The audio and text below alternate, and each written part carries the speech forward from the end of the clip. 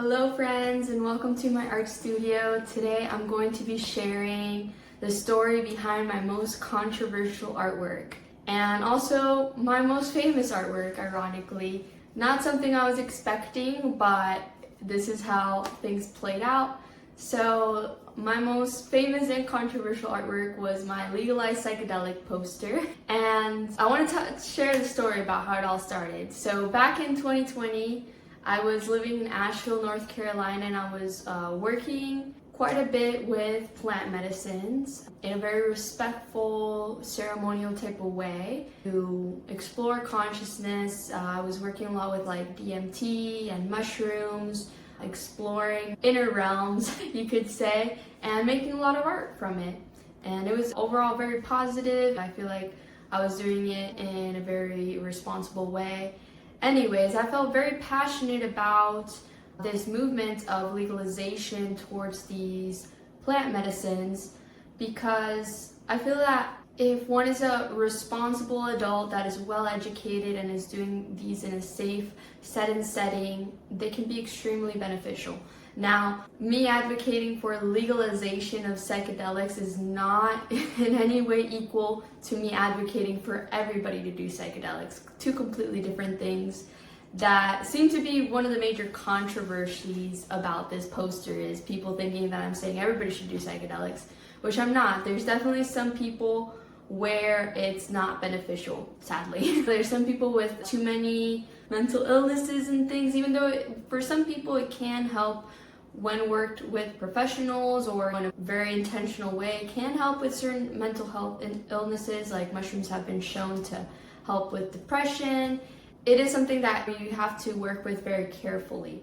So not everybody should work with psychedelics. It really depends on the person and how they're using it, their setting. What I was stating in this poster is that psychedelics should be legalized. Now, I believe legalization would allow adults that are well educated about this subject, trying to explore consciousness, to do so safely. And largely this is because not only if one's working with it at home, exploring one's own consciousness, meditating in a very responsible manner, it could be extremely beautiful and divine spiritual experience. Now, there's also the whole issue with fentanyl and substances being laced, which is also a big reason I am advocating for legalization. And that's because there is people out there that are responsible adults that are educated on it, but they miss one step of testing their substance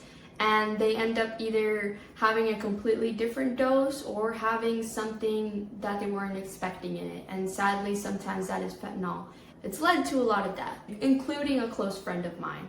And even though the first step of going towards legalization is decriminalization, it still leaves largely a black market for these substances to not be regulated and to continue to have things like this where the dosage is off or what's in them is off and people continue to be harmed by them.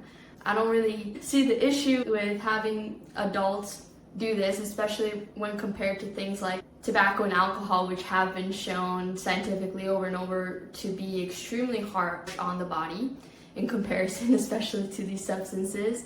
But also these responsible adults that choose to partake in these plant medicines, they can very confidently make sure that they're getting what they're trying to get and that it doesn't have anything else and that is the doses that they're expecting to get.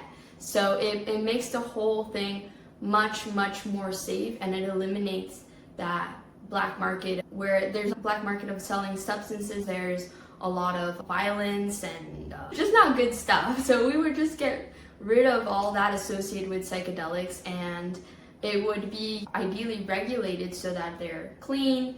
So that's a big reason why I advocate, even though I do believe decriminalization does usually come first and then leads to that state of legalization, which is what we're trying to get to. Another huge controversy with this legalized psychedelic artwork is the images that are on there, the substances that are portrayed. Some people have different opinions on what a psychedelic is, including especially One of the ones that was talked about the most was cannabis. The definition of psychedelics, it depends on what definition you're looking at.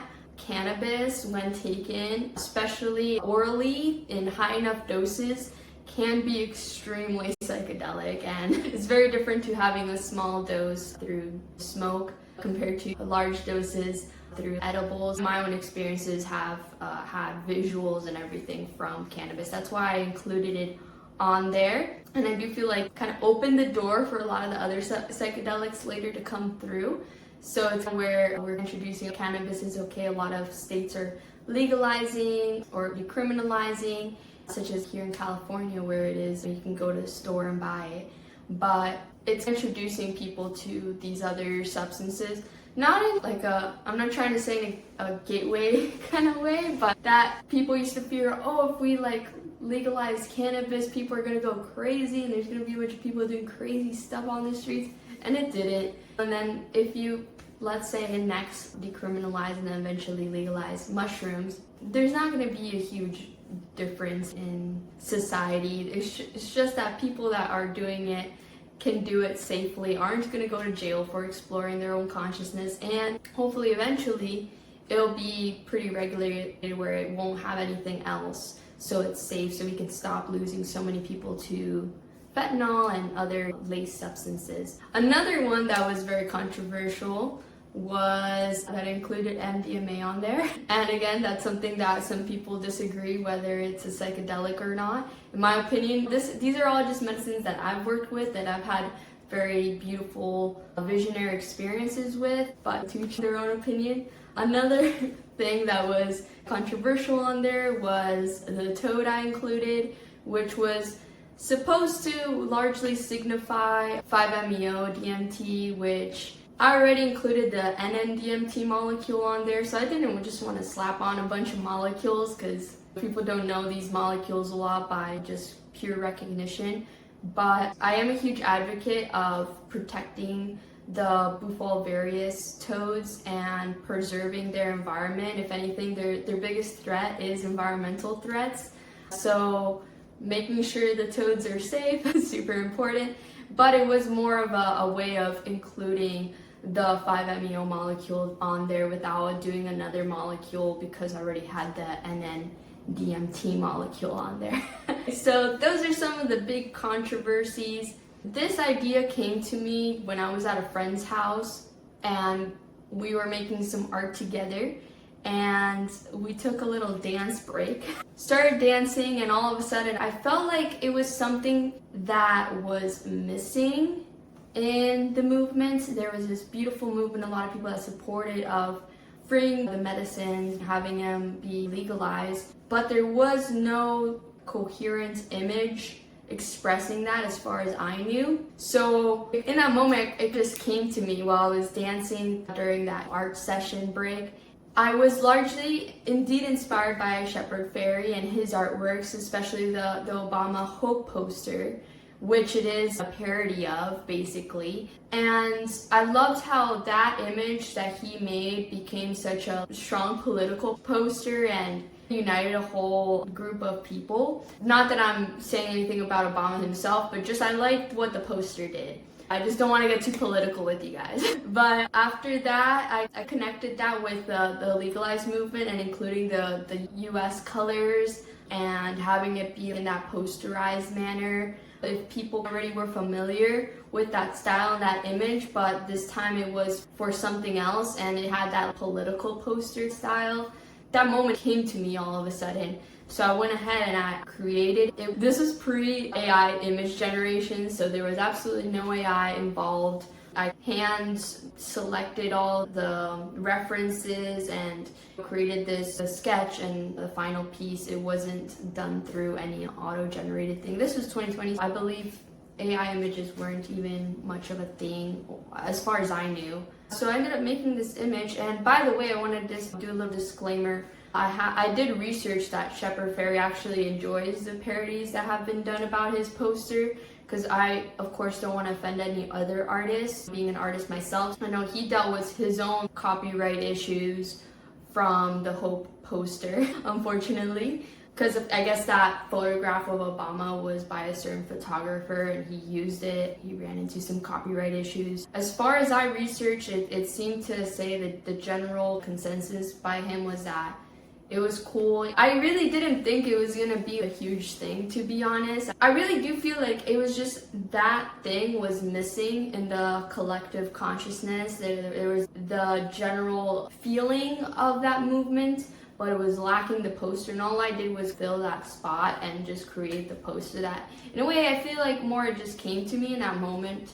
And I ended up putting it out there, and to my surprise, a lot of people resonated with it. It ended up being spreading online like wildfire.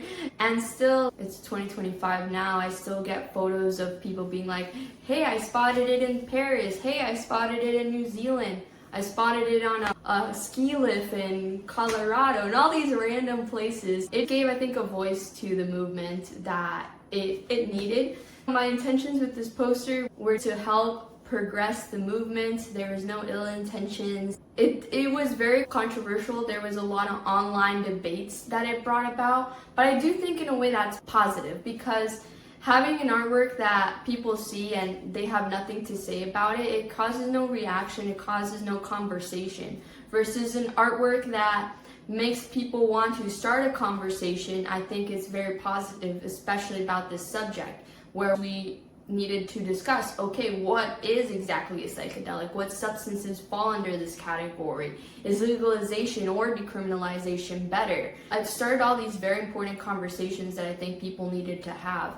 And later on, I did create a decriminalize poster, because so many people were like, don't legalize, decriminalize, or so many people were like, decriminalization comes first, often before legalization. So I did create another version where it says decriminalize psychedelics, just because all I want is to help the movement. Ultimately, in my personal journey, I do believe that legalization would be the most positive, because it would create that safety net of substances being regulated to not have fentanyl.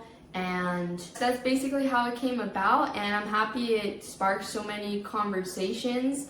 And I have my Legalize Psychedelic poster out there and my Decriminalize Psychedelic poster out there, so whatever one you resonate with, I am open to discussion. I think this is something that we should talk about, all of us. I think this is something that we should consider as a society and as a nation, on if it's okay to have healthy, responsible adults explore consciousness in this way, and what legal stance these substances should have and which ones would be in this category. So all very important questions, all very important things to discuss.